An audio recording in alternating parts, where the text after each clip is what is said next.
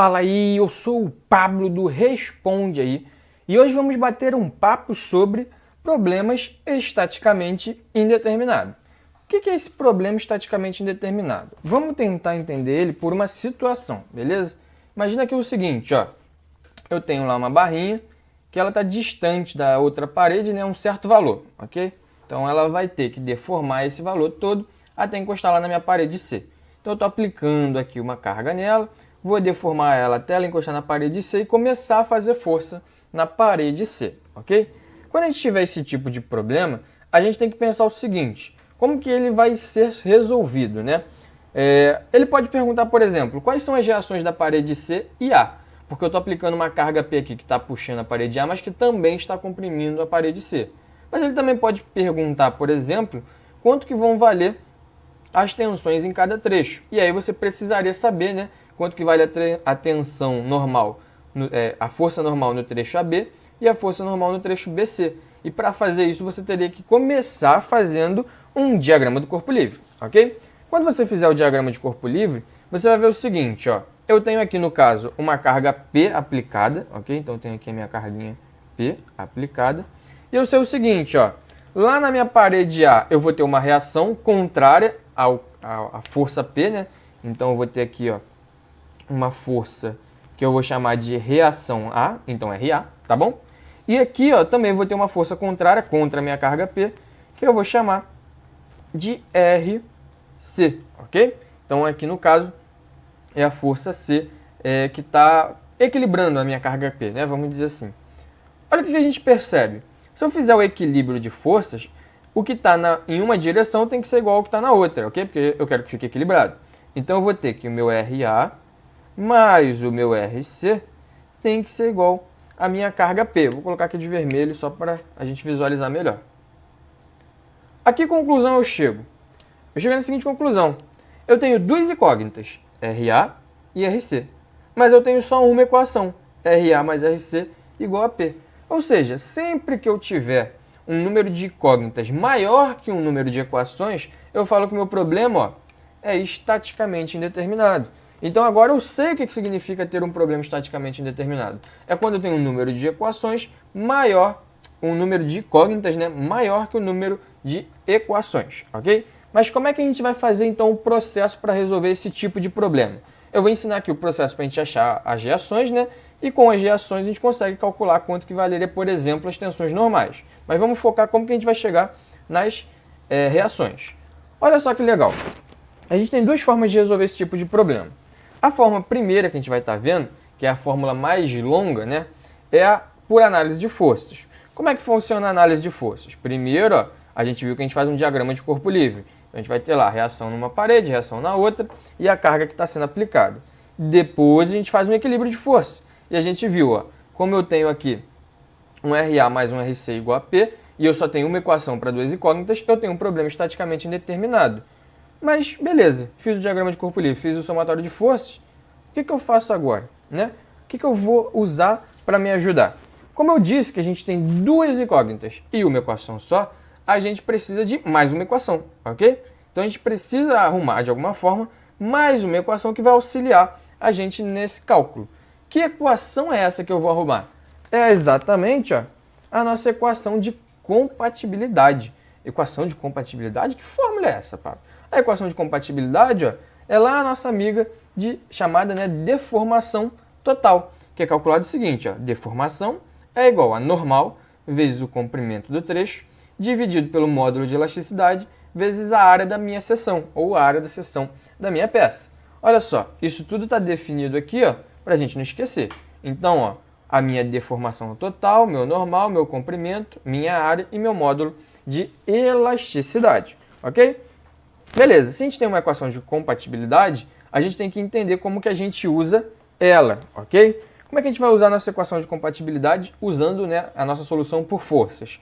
Você vê o seguinte, ó, eu tenho uma carga P aplicada lá no ponto B, ok? E ó, eu vou ir puxando a minha barrinha até ela chegar na parede C. Vou chamar esse trecho aqui de deformação total. É o total que a minha barrinha tem que deformar até chegar na minha parede C. E aí, quando ela encostar lá na parede C, eu vou ter as reações que eu já calculei, né? A gente já viu como que a gente calcula essas reações. Mas olha que interessante. O que eu posso afirmar sobre a minha deformação? Eu posso afirmar o seguinte, ó. A minha deformação do trecho AB mais a minha deformação do trecho BC tem que ser igual à minha deformação total. Exatamente para poder fechar aqui as paredes, né? Então, meu trecho AB vai ter uma deformação, meu trecho BC vai ter uma deformação, e o somatório da deformação das duas tem que ser igual à deformação total da minha peça. Mas olha só, como a gente já viu, para a gente calcular essas deformações, né, a gente usa essa fórmula. Então, eu posso dizer o seguinte, ó, a minha deformação do trecho AB é o normal AB vezes o comprimento AB dividido por EA. Da mesma forma, eu posso dizer que minha deformação BC é o meu normal BC vezes o meu comprimento BC dividido pelo E vezes A. E aqui, ó, eu tenho exatamente as minhas duas fórmulas que eu vou igualar, né? Vou somar elas e vou igualar a minha deformação total. Ou seja, a deformação de um trecho mais a deformação do outro trecho é igual à deformação total. E isso aqui vai aumentando de acordo com o número de trechos, tá? Por exemplo, se eu tivesse dividido isso em 5 trechos, aqui seriam 5 fórmulas que tem que ser igual à minha deformação total, beleza? O que a gente faz agora? Agora que a gente já tem tudo, a gente calcula o nosso normal, que é exatamente o que estava faltando lá nas nossas fórmulas, né? Quando a gente viu nossa equação de compatibilidade, a gente viu que ela era exatamente isso daqui com esses dois carinhos. Então eu tenho o valor do comprimento? Tenho. Tenho o valor do E? Tenho também. Tenho o valor da área? Tenho também. Mas eu não tenho nem o normal BC e nem o normal AB. E é eles que a gente vai calcular, certo? É eles que a gente vai aprender a definir. Como que a gente faz para calcular os nossos normais? A primeira coisa que a gente faz, ó, é cortar nossa peça no trecho que a gente quer calcular. Como eu quero calcular o meu NAB primeiro, eu cortei aqui no trecho AB. O que sobrou lá do nosso diagrama de corpo livre? Foi a carga e a reação RC. Um macetinho que a gente usa aqui, ó, é sempre colocar o nosso normal saindo da nossa peça. Ó. Então, o nosso normal, ele sempre está saindo da nossa peça. E no caso aqui é o meu normal AB, ok? O que eu posso afirmar sobre o meu normal AB? Vou colocar todo mundo que está nessa direção igual a todo mundo que está na outra. Então, eu posso falar o seguinte, ó, o meu normal AB mais a minha reação RC tem que ser igual ao meu carregamento P. Como meu objetivo é descobrir quanto que vale o normal AB, é só eu passar o RC para lá diminuindo, né? Então, meu normal AB é igual a P menos RC, certo? Beleza, descobrido. Agora que a gente descobriu quanto que vale o AB, vamos descobrir quanto que vale o BC, certo? De novo, ó, vou colocar aqui meu normal BC saindo da peça. Meu normal BC está saindo da peça. O que eu posso afirmar? Ó? NBC mais RC tem que ser igual a zero. Eu quero equilíbrio, né? Então, meu normal BC mais o meu RC tem que ser igual a zero. Eu quero equilibrar minha peça. O que eu posso perceber com isso? Como eu quero meu normal BC, eu passo o RC para lá subtraindo e eu chego que o meu normal BC é menos o RC. Lembra que a gente tinha um problema? A gente não sabia nem quanto valia o normal AB e nem quanto valia o normal BC? Agora a gente sabe. Agora que a gente sabe, a gente substitui lá na nossa equação de compatibilidade. Ó. Quando a gente substituir, a gente vai chegar nisso aqui. Deformação total é igual ao normal AB vezes LAB sobre E vezes A, mais NBC vezes LBC sobre E vezes A. A gente já descobriu quanto que vale NAB e NBC, né? A gente calculou aqui em cima. Quanto que vale NAB e quanto vale NBC? Substitui lá, ó, P menos RC e menos o RC. Agora que a gente já substituiu na nossa fórmula, a gente vai isolando o nosso RC. Então, eu abri o RC, né, tirei ele desse parênteses e aqui ele já estava isolado. E depois, ó, eu juntei os trechos que tinham o RC. Olha que interessante. O trecho AB mais o trecho BC não tem que dar o trecho total? Então, eu tenho aqui, ó, a minha deformação total é igual a carga vezes o comprimento AB sobre E vezes A, menos o RC vezes L sobre E vezes A. Beleza? Então, chegamos aqui na nossa fórmula, né, que relaciona a deformação total com tudo que eu tenho. A única coisa que eu não tenho é o RC, né? Eu sei quanto vale a deformação total, eu sei quanto vale a carga, os comprimentos, o modo de elasticidade e a área. A única coisa que eu não sei mesmo quanto vale é o RC. Ou seja, essa equação aqui vai auxiliar a gente no cálculo das nossas reações da parede, assim como com as nossas tensões normais, ok? Isso foi o primeiro método. Qual é o segundo método que a gente tem de solução? É o método por força redundante. O que é esse método por força redundante? Olha só, o método por força redundante é o seguinte.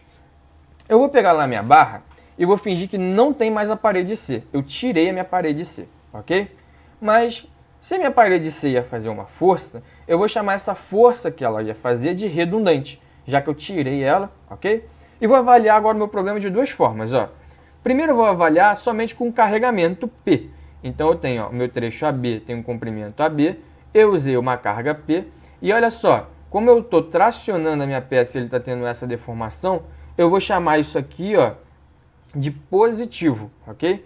Porque essa deformação está sendo de tração, ok? Então minha deformação P, devido ao carregamento P, é igual a NAB vezes LAB dividido por EA. Se eu fosse olhar o meu normal BC, ele seria zero, né? Porque quando eu cortasse aqui no BC não teria nada. Então não faria diferença eu ter o meu normal BC.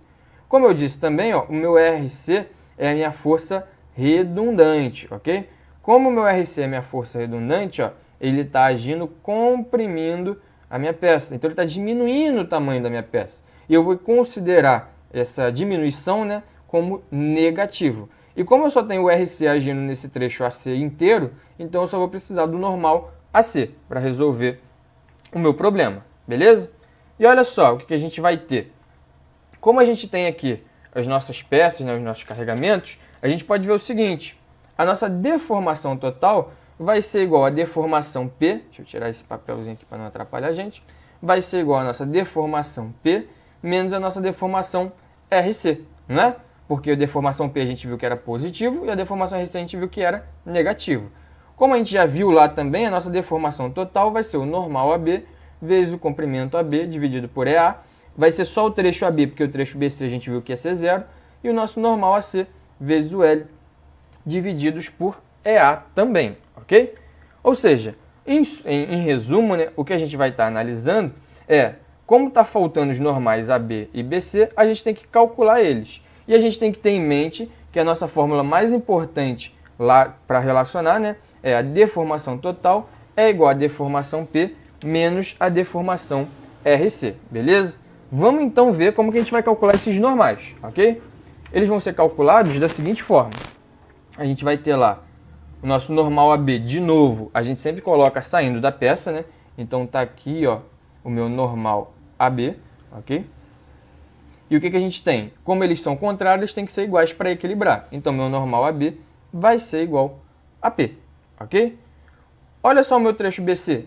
Não tem nada, então o meu normal vai ser igual a zero. Então eu acabei de comprovar também que o normal BC não vai fazer diferença para a gente, ok? E o nosso trecho AC, que só tem o RC lá, ó, a gente vai ter que tomar um seguinte cuidado. A gente sempre coloca esse normal aqui saindo da nossa peça, ok? Mas presta atenção no seguinte, quando a gente avalia lá o nosso carregamento, a gente já coloca um sinal, certo? A gente já não coloca esse sinal aqui, ó, dizendo que aqui é negativo. Se a gente já está considerando esse cara negativo porque a gente está comprimindo, aqui no cálculo do nosso normal a gente tem que fazer de tudo para o nosso normal ficar positivo, tá? Então, nesse caso, o meu normal do trecho AC, eu vou colocar entrando na minha peça, tá? Então, isso vai ser o meu normal do trecho AC. Porque assim, ó, o normal AC vai ser igual a RC positivo, tá? E isso é muito importante. Você tem duas opções.